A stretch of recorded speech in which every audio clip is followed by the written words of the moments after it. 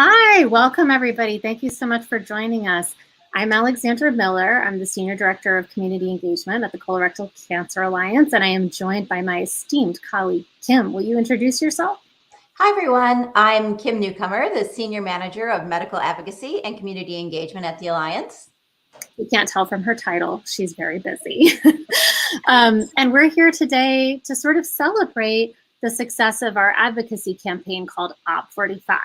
So Op45 began because a government-appointed body of volunteers, hi Melissa, called the United States Preventative Services Task Force, which is a mouthful, so you'll hear us calling them USPSTF from now on. They changed their recommendation on colorectal cancer screening so that people of average risk who are 45 and older should get screened. So that is a new population that is meant to be screening with insurance coverage. Very exciting for us. And the catch was that most insurance companies did not have to actually adhere to that new guideline until 2023. Well, in our community, we know the pain and suffering that young onset causes, hi Michelle, really well. And 2023 was not good enough for us. So we got busy. We looked at this guideline change as the door being just a little ajar, and it was our job as advocates to kick that thing open. So we got busy with the Op45 campaign, and our advocates all over the country, including folks that are in the chat right now, completed about 800 advocacy actions, if you can believe it. So amazing. Calling payers as members and non-members even. You'll meet one of those volunteers later. Social media advocacy. We conducted some private meetings with executives. We sent letters to payers who weren't complying with the new guideline. And we also conducted what we call an earned media campaign. So volunteers out there getting coverage in the local news for this campaign and the younger guideline change. And we call that colloquially, internally, blue boxes. So I would love for Kim to describe the ongoing years of work of Never Too Young on this issue and how the Blue Boxes campaign went this year. All right. Well, Allie, Blue Boxes cannot happen without our fantastic allies and our Never Too Young Advisory Board members who really work diligently each year to reach out to their local media to raise awareness in March for colorectal cancer. So when Op45 came out, it was the perfect opportunity for us to get busy and have people not only reach out to their insurance companies, but then also reach out to news stations, newspapers, any kind of media there is, and let them know about the change in insurance screening for those under 45. So we did a great job this year. We actually had 195 stations run stories on Op45 and CRC in the month of March, and 42 of our fabulous allies were interviewed, because we all know those personal stories really make a difference when we're doing outreach. And the really crazy thing is that more than 10%, I don't know if everyone knows this, but more than 10% of cases of CRC are in people under 50. So it's really important to get this new information about the screening, change in screening recommendations out. So with that, I'm going to hand this off to Alex Guevara, who is in our prevention team, and he is going to talk about the new screening recommendations. Alex, it's over to you.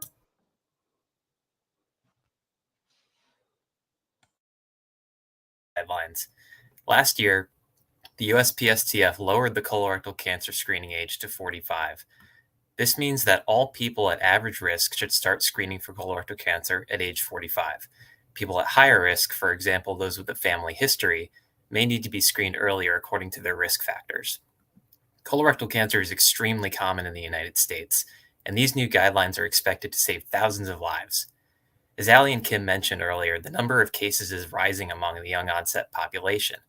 About 75% of those cases are diagnosed between the ages of 40 and 49, and 45 to 50-year-olds are the age group with the highest incidence in the young onset population.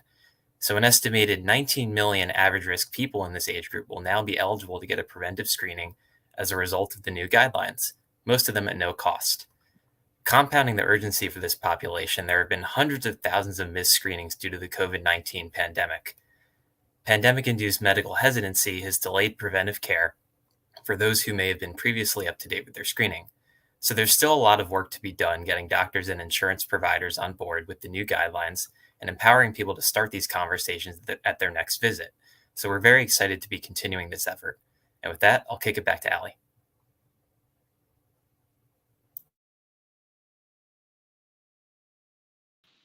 Sorry, mute button challenge.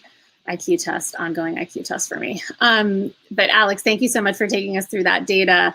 We really appreciate your work in prevention and for helping us to understand the urgency of this issue. 19 million people is a lot of people. So I know that part of an anniversary recap on an advocacy campaign is letting everybody know actually how it did. And we are so pleased to announce that because of this advocacy community, 100% of our targets for this campaign now cover.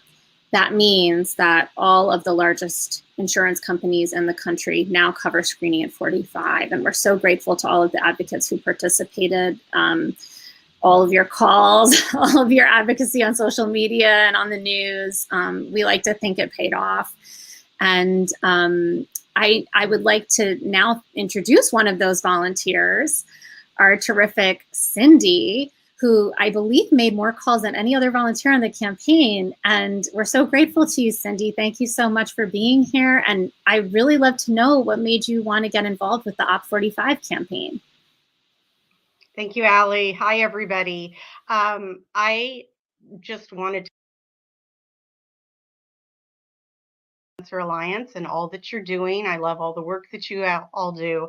My father had colorectal cancer, and he had 4 different types of cancer in his lifetime. And colorectal cancer was the one that really took the most out of him, took a toll on him. So I really have wanted to advocate for you and for the nation as much as I can. And I've been a volunteer for these last maybe 4 years or so. Thank you so much, Cindy. So since you personally called so many different payers, I would love to know, what did you generally notice? Did the member service representatives generally have knowledge of the new lower guideline at 45, or were they stuck on 50? What did you find? The majority of the calls I made were to Northern California health plans, and most of them were already complying and covering at age 45. A couple of them still said 50, and so they weren't sure if you needed to have symptoms versus preventative screening, which I was trying to clarify with them. And several of them that didn't have it updated in their system, that were maybe stumped, said that they had heard about it. So maybe they'd heard about it in a briefing or they'd read about it, but it wasn't updated yet that it was being covered. And so in those cases, I just recommended, would it be possible for you to forward this information about this new law to your support team or your supervisor? That was a really smart ask. And we don't really know how much that could have helped. You know, a lot of us have experiences working in some kind of bureaucracy or another. And so have an understanding that an insurance company saying that they've changed their policy, it doesn't mean that it's been uniformly socialized to all staff, and that, you know, any given member calling would be told, yes, get screened at 45, you're of average risk, instead of being told to go earlier like they should be. We don't know about that, but I think it's really encouraging that those calls went so well, Cindy. Thank you. And we have to remember that though we did target the largest payers and they account for about 65% of the population, which is a lot, there are like 1,000 payers out there. So, you know, please, I want to ask everyone at home, Kristen is actually on the call in the chat. I can see her. So we have a wonderful navigator who specializes in insurance. And if you are due for a screening and you're having trouble with your insurance company, please give our helpline a call. We can put the helpline number in the chat for you. And there we go. There it is on the screen. Oh, technology is amazing. So, you know, give us a call if you have any trouble. 1,000 pairs is a lot. And so we know most of the population is now covered, but there will be some outliers, I'm sure. So thank you so much, Cindy, for your experience on this. And did you find it was easy to participate? Would you recommend other allies try advocacy? It was very easy. I mean, I have to say, you and your organization make it really easy for all of us who are volunteers. You are so well organized. And the fact that you provided a script of how to do it, I really just followed the script, but I did it in my own way. Just Just like being you should honest do. with each customer service associate. But yeah, it was very easy. Thank you for giving us the project to get involved. Oh, we're so glad that you could participate, and you're such a terrific volunteer, Cindy. Thank you for being on the call today. And I'm going to turn it over to Kim to wrap us up. All right. Well, thank you, Cindy, Alex, and Allie. And thank you to all of our allies who help make Op45 successful. If you're looking to get involved in future volunteer calls to action, please take a minute and follow the link below and sign up today.